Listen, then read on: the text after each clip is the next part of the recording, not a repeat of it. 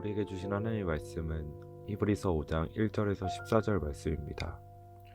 대제사장마다 사람 가운데서 택한 자이므로 하나님께 속한 일에 사람을 위하여 예물과 속죄하는 제사를 드리게 하나니 그가 무식하고 위혹된 자를 능히 용납할 수 있는 것은 자기도 연약하게 힘싸여 있음이라.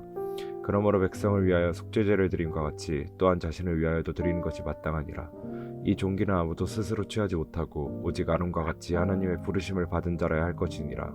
또한 이와 같이 그리스도께서 대제사장 되심도 스스로 영광을 취하심이 아니요 오직 말씀하신 이가 그에게 이르시되 너는 내 아들이니 내가 오늘 너를 낳았다 하셨고, 또한 이와 같이 다른 데서 말씀하시되 내가 영원히 멜기세덱의 반차를 따르는 제사장이라 하셨으니 그는 육체에 계실 때 자기를 죽음에서 능히 구원하실 이에게 심한 통곡과 눈물로 간구와 소원을 올렸고 그의 경건하심으로 말미암아 들으심을 얻었느니라. 그가 아들이시면서도 받으신 고난으로 순종함을 배워서 온전하게 되셨은즉 자기에게 순종하는 모든 자에게 영원한 구원의 근원이 되시고 하나님께 멜기세덱의 반차를 따른 대제사장이라 칭하심을 받으셨느니라. 멜기세덱에 관하여는 우리가 할 말이 많으나 너희가 듣는 것이 두나무로 설명하기 어려우니라. 때가 오래되었으므로 너희가 마땅히 선생이 되었을 터인데 너희가 다시 하나님의 말씀의 초보에 대하여 누구에게서 가르침을 받아야 할 처지이니 단단한 음식은 못 먹고 젖이나 먹어야 할 자가 되었도다.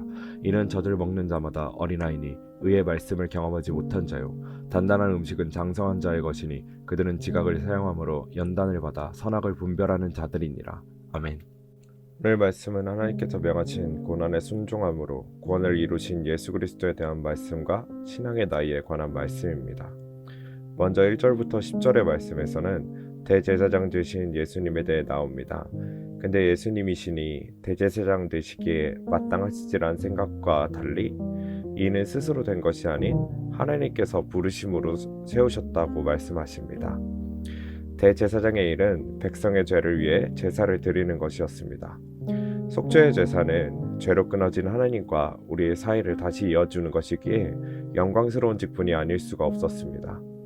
예수님은 우리의 속죄를 위한 대제사장으로서의 역할과 더불어 흠없는 속죄 제물로 준비되셨습니다. 예수님이시라 하여 대성물로서 가는 그 길이 아무 어려움이 없으셨던 게 아니었습니다.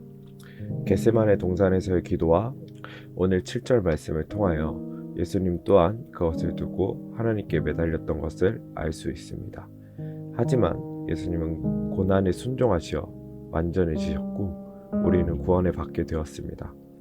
우리가 받게 된 구원이 하나님의 원대한 계획과 사랑, 예수님의 큰 희생과 순종을 통해 이루어짐을 묵상하는 하루가 되었으면 좋겠습니다. 뒤에 11절에서 14절에서는 신앙의 나이에 대해 말씀해 주십니다.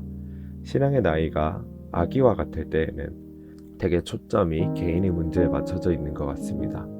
풀리지 않는 삶의 문제, 채워지지 않는 공허함, 소망 없는 삶에 하나님을 찾음으로 변화를 맞이하는 때입니다. 어느 정도 자라 청소년 정도가 되었을 때에는 섬김의 자리로 나아가 많이 부딪히게 되는 것 같습니다. 그러다 신앙의 나이가 성인이 되었을 때는 믿음의 눈으로 선과 악을 분별하고 하나님 나라를 소망하며 살아가게 되는 것 같습니다. 근데 이러한 신앙의 나이는 교회에 오래 다닌다 하여 저절로 자라나는 것이 아닙니다. 말씀에서도 이제쯤 선생이 되어야 함에도 여전히 기초를 다시 배워야 한다고 말할 만큼 이를 위하여서는 말씀과 기도의 거룩한 패턴이 필요합니다. 여기에 조금 더하자면 1절부터 10절에 나와 있던 고난을 맞이함도 성장의 한 요소가 된다라고 생각합니다.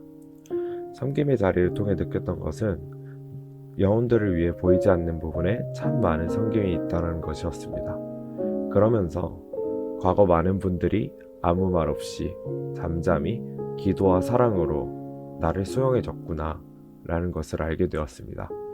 그리고 더 나아가서는 훨씬 이전부터 사랑하고 품어주시며 구원하신 하나님의 은혜가 있었음을 알게 해주셨습니다. 장성한 자의 큰 은혜는 하나님을 더욱 깊이 묵상하고 사랑하게 되는 것 같습니다. 오늘 하루 예수님의 희생과 순종의 묵상과 더불어 신앙이 자라나는 하루 되기를 소망합니다.